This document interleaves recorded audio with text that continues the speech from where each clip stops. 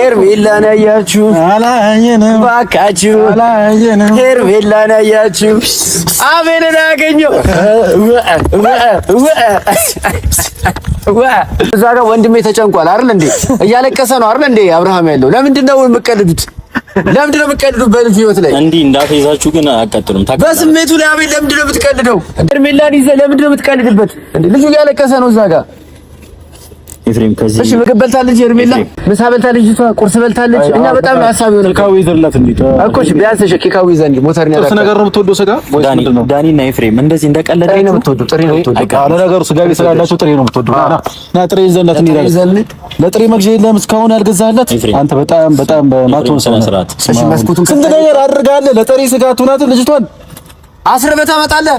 እሺ፣ ማፈሩን አፍናት ጭራሽ ታስርባታለህ ልጅቷን። ቤቱን ዘግተህባትሽ አይጥ ቢበላት ልጅቷን እንዴ ብቻዋን ቤቱን ዘግተህ ባይጥ ቢበላትስ? እቺ ልጅ እሺ አሁን የት ነው ያለችው? አቤል እንዴ አቤል ንገረን እንዴ እኛ በጣም ሀሳብ ሆኖብናል እንዴ አይደብርም?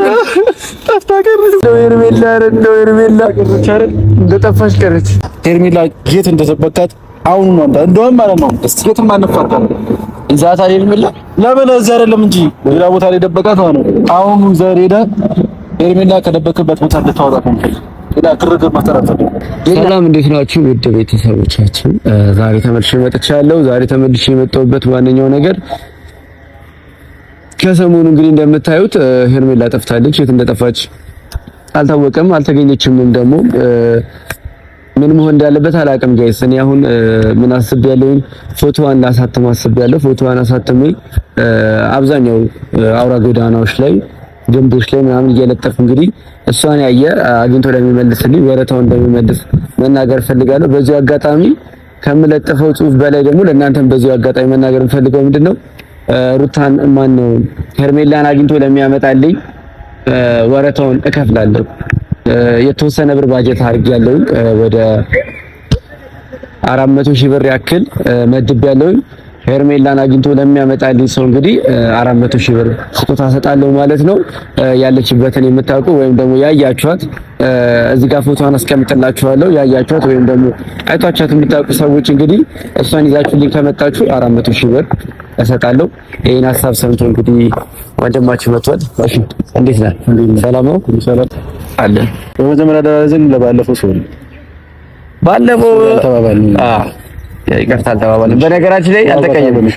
እኔ አልተቀየምኩም። ታስተውቃለች እንደማትይ አሪቂ ቫሊዝም ፕላስ ደግሞ ማለት ነው ጊዜው ሲደርስ ሁሉን ነገር ያውቃል ብዬ ስለማስብ ማለት ነው ጀስት እኔ በዛ ሰዓት እንዳንተ የዋህ ነበርኩና አሁን ግን ወደ ቁም ነገሩ ስንገባ ሄርሜላን ያገኛል ሰው ስንት ብር ነው የሚከፈለው? ሄርሜላን ላገኘው ለ400,000 ብር መድቤያለሁ። ከዛ በፊት ግን ሁሉ ብር አለሰ። ስለዚህ ጋይስ በጣም ግልጽ ነው ማጋ እንዳለች ሄርሜላ አውቀናል። ሄርሜላን አምጣት። ወደ ህግ ከምደውል ሄርሜላ መልስልኝ። አይ መጀመሪያ ብሩን እንስማማ። 400,000 ብር አነሰ 1 ሚሊዮን ብር ጋይስ በ1 ሚሊዮን ብር መልሳታለሁ እያለኝ ነው ሄርሜላ። አይ ነው አይደለም መልሳታለሁ ሳይሆን ያለችበትን ትነግራለህ። 1 ሚሊዮን ብር ከከፈልኩኝ ያለችበትን ሄርሜላን ለማግኘት እኔ 1 ሚሊዮን ብሩ ከሰጠኝ ሄርሜላን ካለችበት ወስጄ ደግሞ ሌላ ቦታ ድጋሚ ደብቃታለሁ። 1 ሚሊዮን ብሩ ለኔ ከሰጠኝ ጋይስ ተቀብዬ ድጋሚ ሌላ ቦታ ደብቃታለሁ። ሲመስለኝ አንተ ጋር ነው ያለች ብትመለስ አሪፍ ነው። እኔ ጋይስ ከየዛለት ነብሮ ሰናሳማለ ሰማ የዛለት ስለ መልሳት ሄርሜላ ወንድሜ በጣም ጭንቀት ውስጥ እየገባ ነው። አዎ እኔ በጣም የሱ ጭንቀት ታይቶኛል። እሱ በጣም ተጨንቋል። አንተም ራሱ በጣም ተጨንቃለህ ያስተውቃል ፊት እና እኔም በጣም ተጨንቄያለሁ ጋይስ። እኔ ባነር ማሰራቱን መኪና ተከራይቶ በማይክ እንደገና ደግሞ ወረታውን ለመክፈል ሁሉ ብር የመደብኩት ምንድነው በጣም ስለተጨነኩ ነው።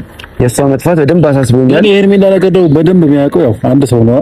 ምክንያቱም አብርሃም ሳያውቃት በፊት የሚያውቃት አቤል ነው። ስለዚህ አቤል ነው ስለ ሄርሜላ በደንብ የሚያውቀው። ስለዚህ ምክንያቱም የወጣችበትን የገባችበትን ያውቃል። ለአቤል እኔ 1 ብር አልከፍልም። በነገራችን አይ ነው ለሱም አንከፍልም። በቃ ስለዚህ 1 ብር አንከፍለውም። አቤል ግን ካወቀና ከመጣ ያለችበትን ቦታ ያሳየናል። ሄደን እንግዲህ ሄርሜላ እናገኛታለን። እሱን ያመንኩት ለምንድን ነው እንዲሁ ዝም ብዬ ሳየው ማለት ነው ሄርሜላ የት እንዳለች አያውቅም። ምክንያቱም ቢያውቅ ወስዶ 400,000 ብር ይቀበለኝ ነበር እኔ መልሶ። አንተ ተመኝ ነው ሰውን ታምናለህ? እንዴት አንተ ጋር ያለችው ነገር የለችም እንጂ እርግጠኛ ነህ? እርግጠኛ ነኝ።